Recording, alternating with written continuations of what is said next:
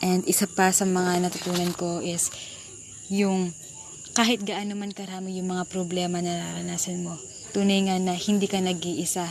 Kailangan na lagi ka lang tumawag sa Panginoon, lagi ka lang magtiwala sa Kanya, manampalataya sa kung ano magagawa ni Lord sa buhay mo, sapagkat sinabi ni Lord na yung pangako niya na hindi Kanya iiwan ni pababayaan, na anuman yung mga naranasan mong problema is may dahilan kung bakit nangyayari yun sa iyo.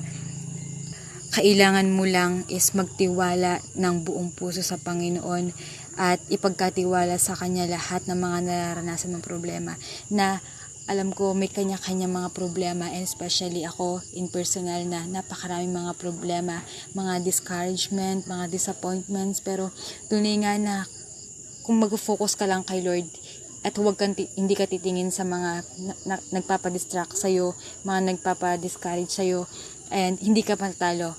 Tunay nga na lagi mo lang isa puso yung mga salita ni Lord, especially mga verses. Kailangan pag nakakaranas ka ng problema, pwede mong gawin ito na panangga, no? At tunay nga na yung salita ni Lord is powerful.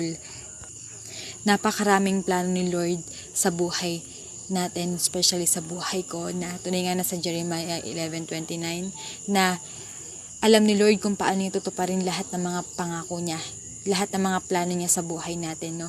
Yung plano yun, bigyan niya tayo ng masaganang buhay.